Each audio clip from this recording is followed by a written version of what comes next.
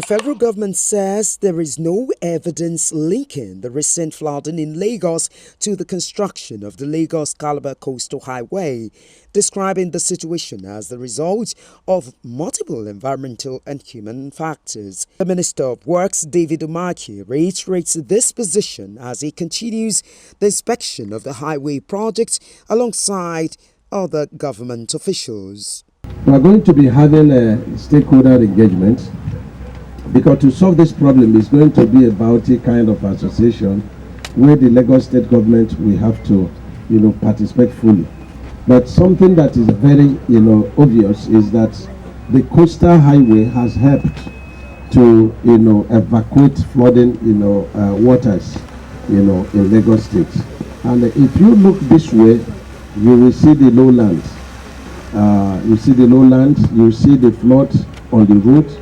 If you look towards my right, and I want you to capture it, you will see one of the culverts constructed by high-tech in this coastal highway, and you will be able to see how water is flowing, from this low point to another low point using the one of the culverts, and it is dotted all through the coastal highway. So people say the coastal highway is causing flooding is people that are envious of this gigantic stride of President Bola Ahmed Tinubu, because they want something to talk about.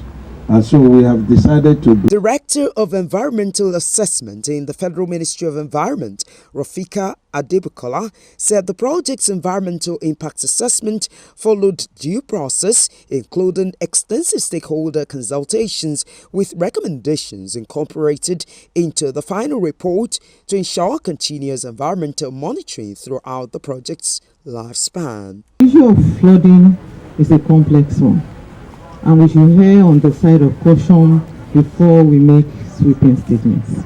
Like we are all aware, the issue of Lagos State is peculiar, more so the communities around the coastal area, because of the high water table and the surge of the Atlantic Ocean. The issue of climate change is also critical. We are having heavier and more torrential rainfalls, and then we are also having the issue of blocked drainages, inadequate planning, urbanized developments without adequate compensatory measures to compensate for the carrying capacity of the environment, to ensure that the carrying capacity of the environment is not exceeded. The Honorable Minister of Works has taken you through an intentional understanding of the works that have been done on the Lagos-Calabar Coastal Highway. He's taking you through the lagons, the necessary provisions, the technicalities of the road development, and many more on this highway. However, a lot rests on all the citizens of this country, particularly Lagosians. A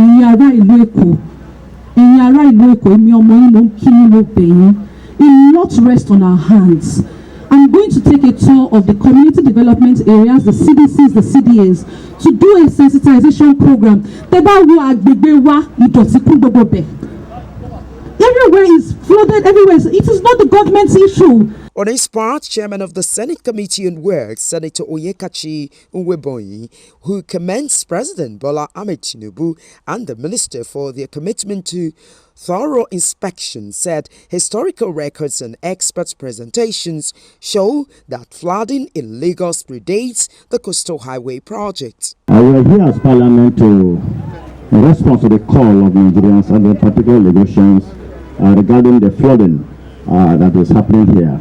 But we've seen as a Parliament that the Coastal Highway is not in any way the cause of flooding in this part of Lagos. And going by history, flooding in Lagos is as old as the city itself, looking at its location of Lagos. So what should be done? We have to listen to the advice of environmental impact experts to see how this flooding can be controlled in collaboration with the Lagos State government.